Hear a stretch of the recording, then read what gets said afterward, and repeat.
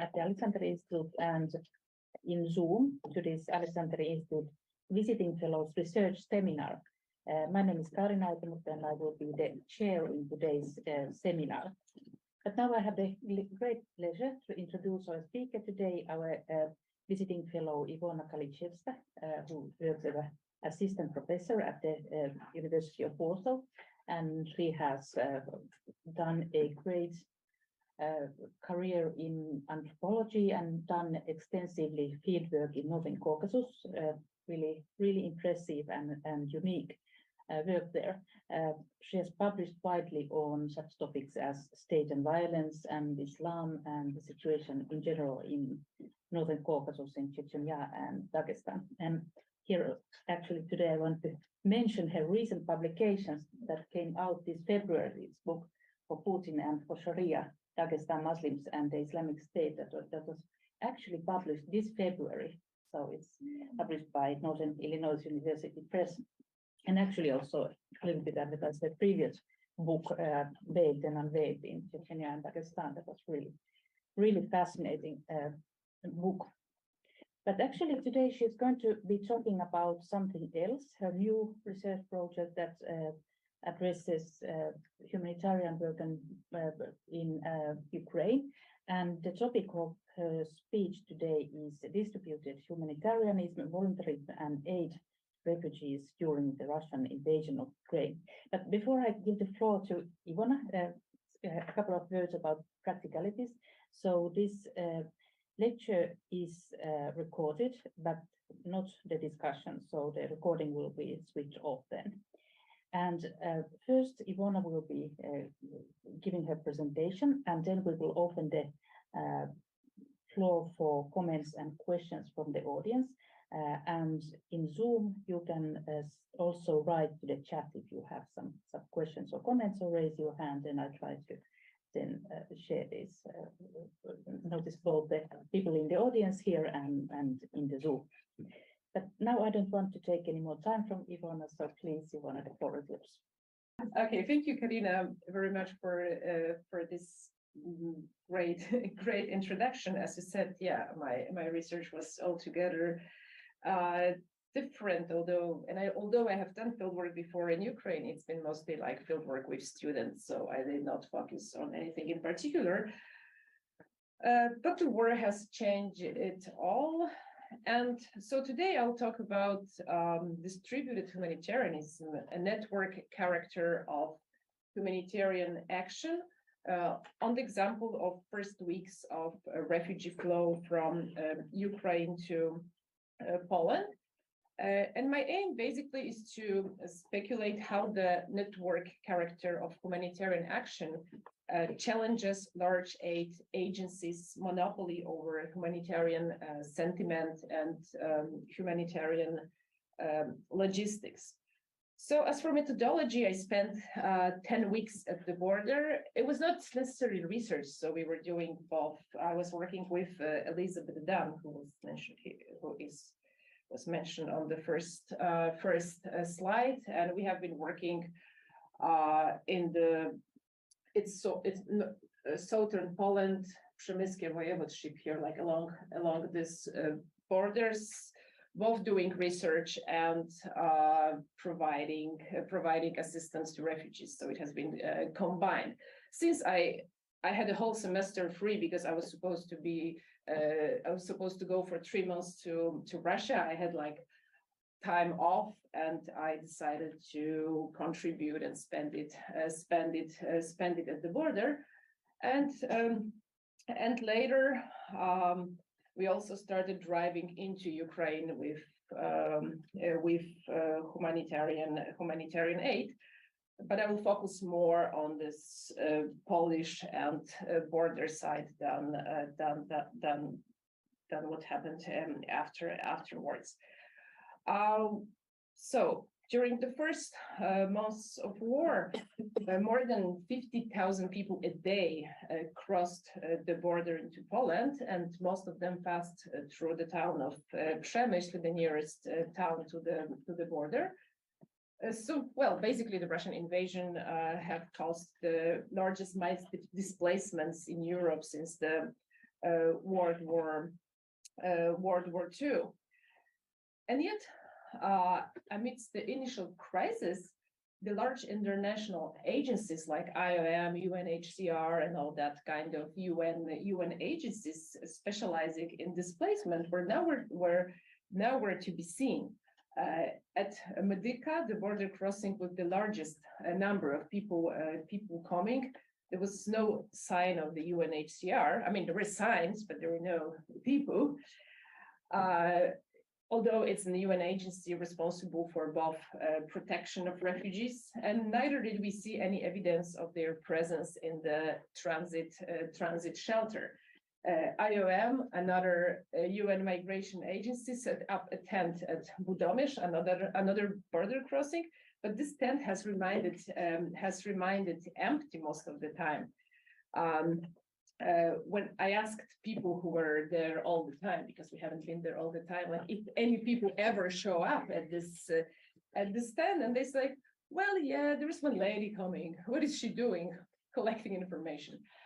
So basically, these big agencies have not been there in the first from the very beginning. What they were doing need assessments. When they asked them, like they kept doing this need assessment for 5 weeks, 5 weeks into the war. So this, despite the fact that all our Facebook feeds were full of their pleas for money, so they were fundraising, they were doing need assessment, but they were not really providing any assistance to refugees. Only in May, I remember when I went there briefly, they would just sit there, but there were no more refugees coming. Like, I mean, so, and when I asked IOM, what are you doing here? The one guy asked him, how, what? We are IOM. It's like, yeah, but what you are actually doing? And so, oh, we provide information. But so they kind of provided information nobody needed anymore. Okay, I'm being a little bit too much, criticizing them too much, but it has to be, also said that despite their absence, and it's not only at the border, they were absent at the train station, they were absent at the big temporary shelters. So, you know, it's not like episodic evidence from 1 or 2 border crossing. We really went all over the place in March, especially in March, they were not there at all. This picture is like early April, as far as I remember.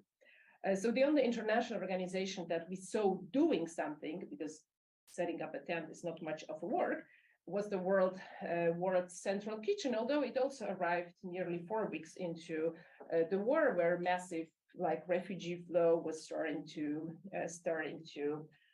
slow down.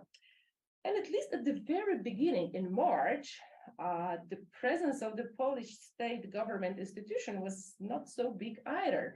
Of course, they provided blankets and beds for refugees, so the local firefighters teams were helping a lot, as well as territorial defense. But it can't be said that it was the state that has coordinated the whole, that the state representatives took over and they coordinated the whole thing. Later, they stepped in, but again, they stepped in more or less like the big organizations stepped in when they were no longer that much needed. But what was amazing was that the refugees were not without help. What could have been like a total humanitarian catastrophe was averted by thousands of volunteers from Poland, Ukraine, and beyond, who came to the border. I mean, Ukraine, like those who were living before in Ukraine, in Poland or in Europe. So the volunteers who came to train station, to the transit shelters, at Medica border crossing, there were so many volunteers that the walk away from the customs was laughingly called Marrakesh, because it really looked like, I mean, it was not, of course, a funny situation, but at the same time, when you arrive there and you see like so many people offering so many things to refugees, it looked a little bit like a fair. So you would have Sikh people offering some totally spicy Indian food that poor people would not eat because they didn't like spicy food. So Sikhs were asking, oh, would you like to eat some? And we ate some Sikh foods from India. to some hippies doing pancakes, and other people offering some other stuff that people might have needed or might have not needed, but a lot of stuff was there on the spot, like baby strollers were there, so that when people cross the border, they would put the baby into the stroller. This kind of tent city that was there in Medica, as it turned out later, was not really agreed with the authorities. So it was a haphazard setting volunteers took control of. So frankly speaking, at some point, it was volunteers who told some police what to do, or territorial defense what to do, and not the other way around. So some people just kind of declared themselves local coordinators, and there were various people. Like coordinator of Medica was a guy who actually worked in Norway, and he took a sick leave or something like that, or whatever, and he just came there and helped to organize the whole thing. He had this managerial skills that he gained working in a big company. So it was kind of the informality that everybody engaged in, and to some point enjoyed engaging in that kind of informality, and that this informality allowed it all to function. So from this tent, as I said, the volunteers provided everything: strollers, sandwiches, just on even the animal care was their widely present. So you could have a cat vaccinated or even groomed, or some other thing might have been done to him. Or there were pet containers that were handed over to people who were just carrying their animals like that. What was interesting was that, like, left-wing hippies were standing along with right-wing radicals. So, like, for example, even this tent is from Marsz Niepodległości. It's like Independence March. This is the organization that does this anti-immigrant kind of fascist rally march at the Independence Day on November 11, and here they were, like right next to some hippies from Germany and some other animal organization from Poland. They were providing first aid. It says first aid for free. Yeah, so that they were a kind of a big shock for me, but not until I talked to them. Their motivations were, at the end of the day, not much difference from the motivation of the hippies standing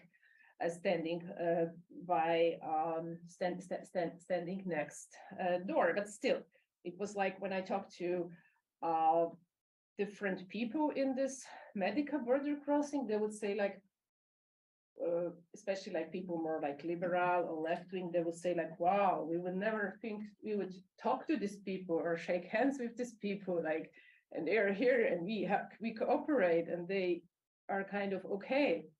We don't agree with them, from what they do or say, and we don't like their organization, but we are kind of in this together. So at some point they have to cooperate to share electricity, to share power generations and other kind of these things, because this border crossing is close to a village, but at the same time it's kind of in a field. So there is nothing, not much there.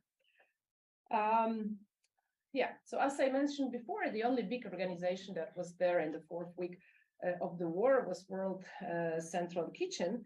But again, when we talked to the president of Przemysl, Wojciech Bakun, he said that World Central Kitchen came to him and said, well, we could make 10,000 sandwiches a day for refugees.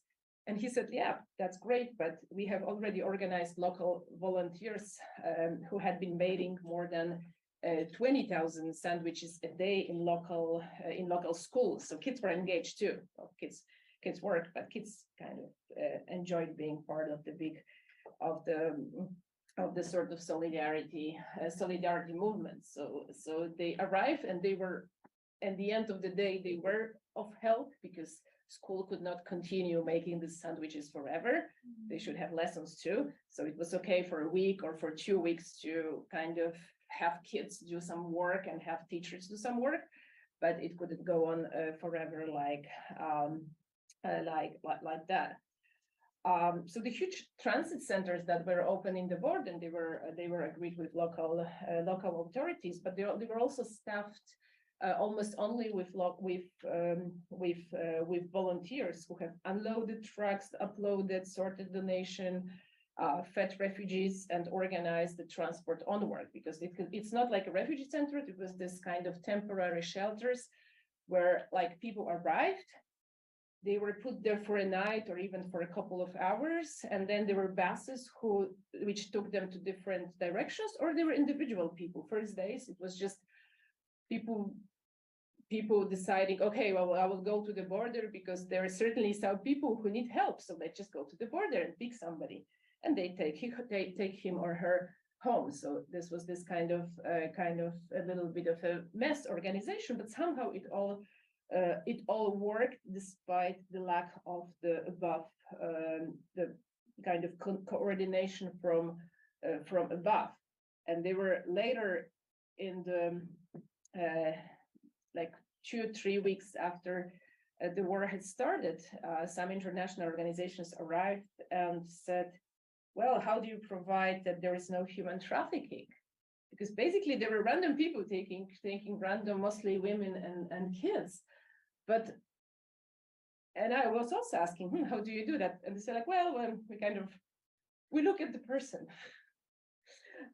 But somehow, I know it sounds strange to kind of base everything on trust, but somehow, although there was such a huge flow of people crossing the border, not many incidents happened. There were like 1 or 2 incidents or something. So it seems like this overt control, of over securitization of the whole thing would not change. But that's a little bit off topic. It was just a comment that kind of looked what passed as okay for Polish or Ukrainian volunteers was seen a little bit awkward as this NGOs who arrived and worried about women and child human trafficking and all that kind of issue, which is fine, but it was interesting to observe this kind of issues in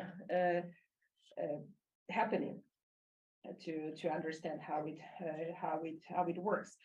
And there was also this local women organization that played a huge role, and that might actually be a little bit underestimated. So it was the village women's circle. So in Poland, and every village has its own like community center, and usually it was called like a women village circle or something like that, if I translate it properly.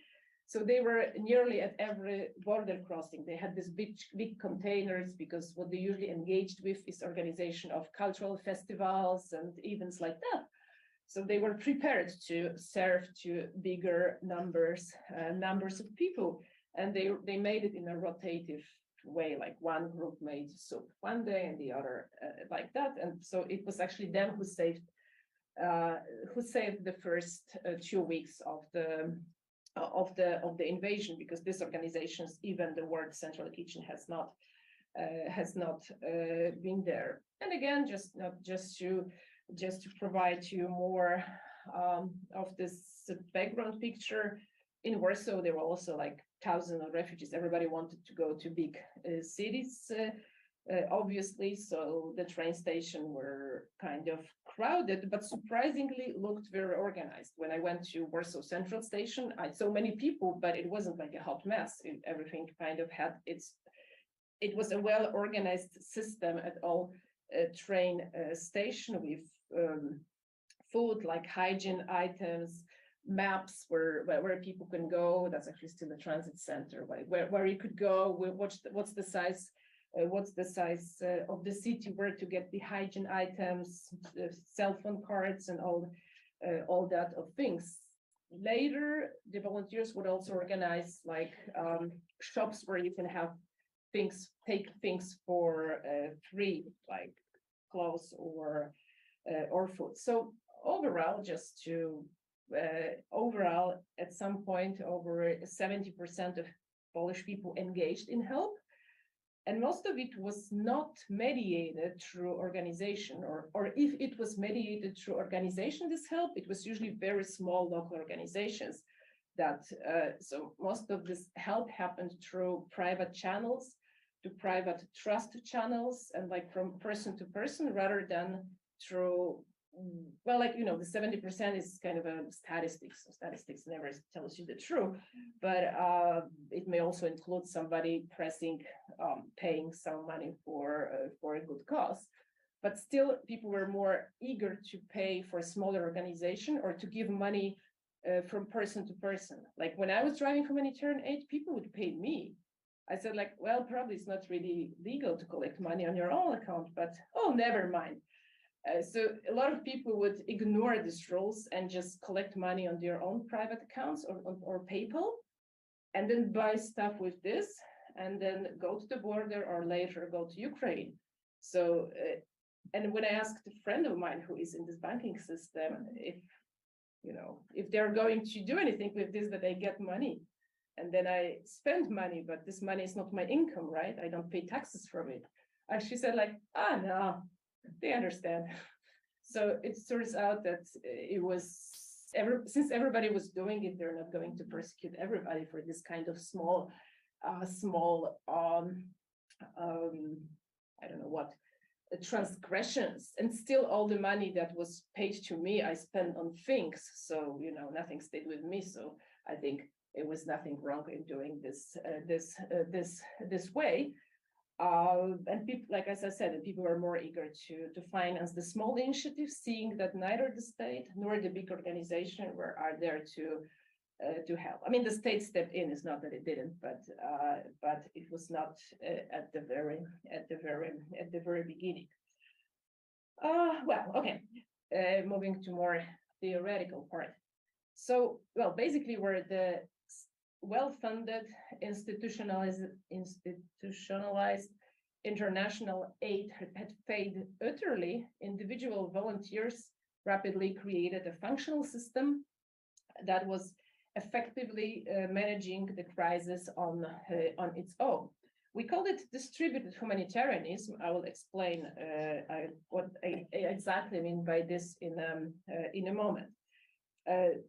So overall, in our research, we try to understand whether distributed humanitarianism signals a disruption in a humanitarian industry, and also what does it say about the nature of solidarity and giving in a so-called digital age.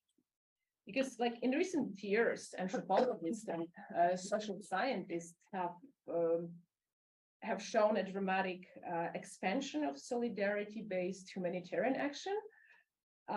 Some pointed to altruistic motives. Some argued that precarity and atomization created a need for collective action, and that solidarity-based humanitarianism and neoliberalism are actually interconnected. So I'll try to show that the relationship between neoliberalism and voluntary humanitarian action is not only ideological, but most importantly, political, economic. Okay, but however, I will first, so that I manage my time, I will first speak about differences between distributed humanitarians and UN-led big humanitarian industry, and argue that distributed humanitarianism signals a change in the nature of humanitarian action itself. Well, so now a bit about humanitarian industry and how it differs from distributed humanitarianism. So contemporary UN-led humanitarian aid system, so-called Humanitarian International, is largely built along the Fordist mass production and distribution. So Fordist model relies on gaining economies of scale to provide large quantities of mass-produced goods to refugees gathered in camps. Oh, that's agriculture, but still. So this aid doesn't work anymore. Most refugees worldwide now live dispersed in cities, not in camps. And indeed, although like over 2 million Ukrainians registered for long-term stays, now actually more, but I forgot to check that. None of them live in refugee camps, and few of them even live in this kind of temporal collective centers. So in this humanitarian crisis, this Fordist system was disrupted by flexible internet-mediated networks, much in the same way the Airbnb disrupted Marriott, or internet journalism has disrupted newspapers. So this distributed humanitarianism, as we call it, operates on different principles than the UN-led system and brings in the new kind of social actors as aid providers. It provides help that is faster, cheaper, more responsive, and in doing so, it challenges some of the fundamental principles of the post-Fordist neoliberal order. So thinking of the current international humanitarian aid system as Fordist opens the door to think about post-Fordist humanitarian system, what post-Fordist humanitarian system is or could be. And here we argue for a vision of post-Fordist volunteer-driven aid as distributed humanitarianism. So that's sort of a broader definition. And this is a metaphor we take from computing. So distributed computing, as you well know, is when rather than using one large computer to accomplish a task, the workload is spread across the networks of smaller computers who divide the load by sending multiple package of information among one another. It is to be more cost-effective, has higher performance, and is more fault tolerance than reliance on a single large machine. So just to kind of make this distributed adjective more based into more understandable. So distributed humanitarianism actually works in a similar way. Rather than gather money and labor and goods into a single centralized organization, volunteers use infrastructure, like you can use a camper. It's one group who came with a camper to help. So they use the infrastructure of sort of distributed computing to open the system up for millions of people to participate. So there's this huge flexibility in such a system. So where Fordist humanitarianism relies on centralized spaces such as warehouses to amass goods, large trucks to move them, camps to distribute them, volunteers humanitarians spread across space in a sort of a capillary fashion, organizing themselves in networks that mimic the distributed architecture of the internet and bring it into the material world. So this fundamentally different strategy has allowed volunteer humanitarians' efforts to disrupt the humanitarian international, challenging the large aid agencies, challenging their monopoly over humanitarian sentiment and humanitarian logistics. Like distributed computing, distributed humanitarianism is cheaper, faster, more resilient than its Fordist counterpart. And just as many other industries do, distributed humanitarianism works on the principle of like marketplace matching rather than centralized control. So in this sense, the volunteer humanitarians are like Airbnb hosts.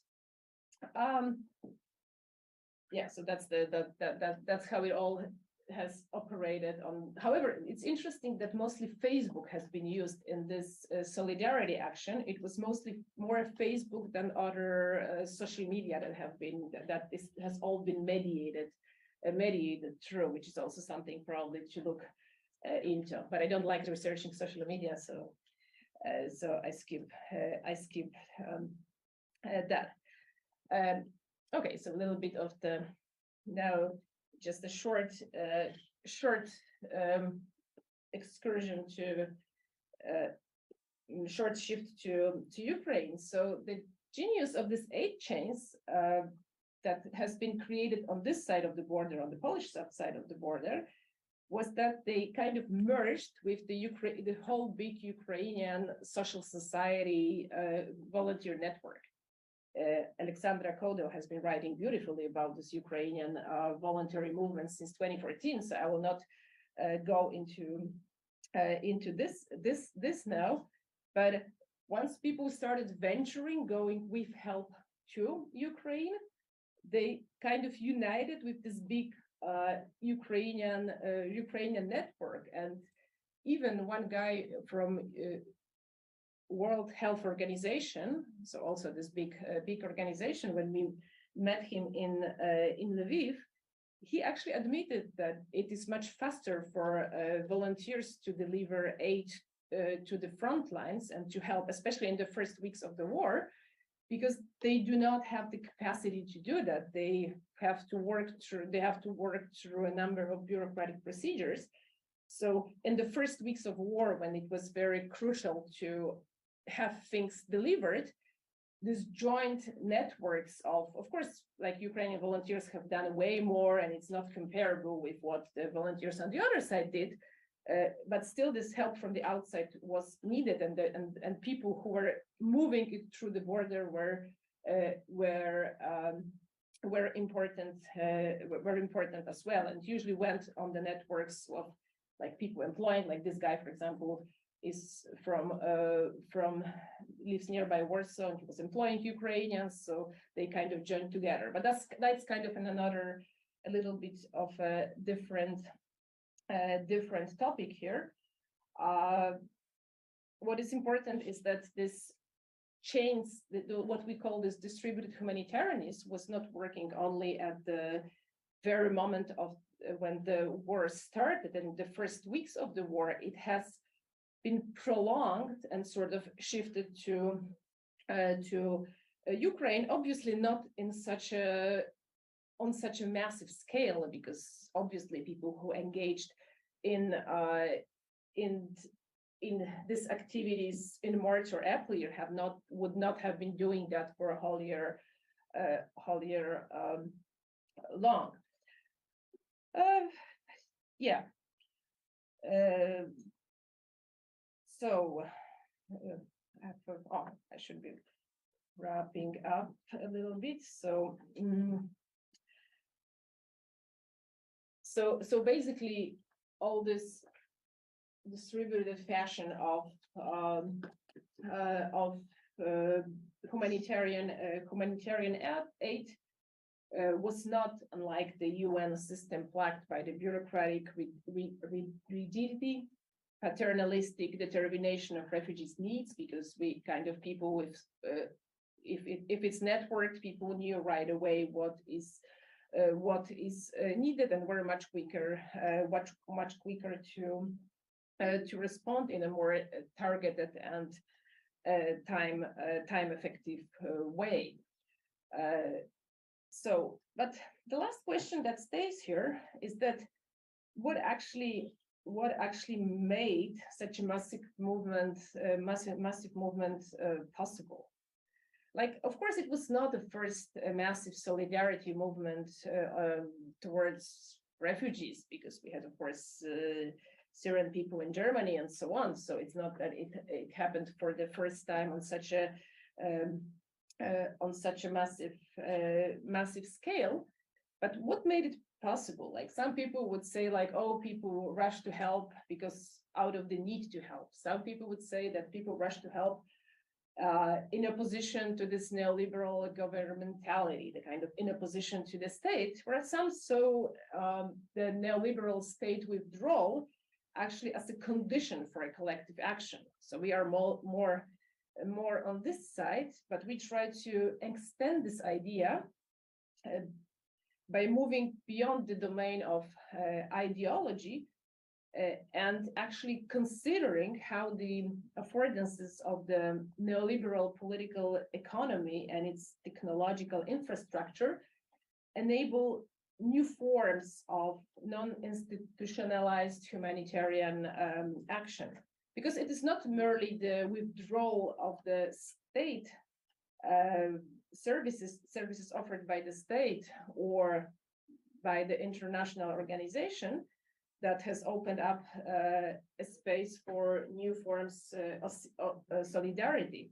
It is that humanitarianism, like many other economic activities, from car buying to music, from hotels to bookselling, has been disrupted amid the particular challenges that neoliberal political economy posed to Fordist logic, combined with the rise of new communication technologies.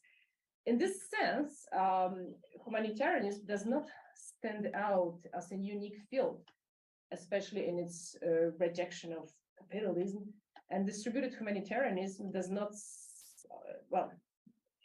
in this sense, I messed it up. In this sense, humanitarianism does not stand out as a unique field, special in its rejection of, say, capitalism. And also distributed humanitarianism does not stand out as unique in its rejection of centralized aid institution. So volunteers, humanitarians do not have to subscribe to any shared notion of humanity. They don't need to reject right-wing authoritarian populism. They don't need to share a utopian ideal of solidarity and interconnection in order to mobilize and provide aid. Rather, the open architecture of distributed humanitarianism allows people with a wide variety of beliefs to come together in new forms of social relation to work together in common.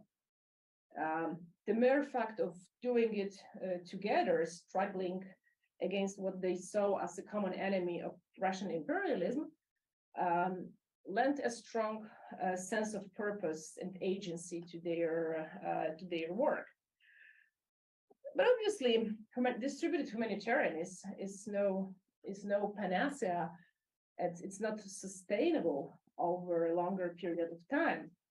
Neither it would work everywhere in the world, because obviously we need people that have time to go and help. So that needs to be a pretty well established economy. It cannot be like a low income country. And also it requires a certain feeling for the beneficiary.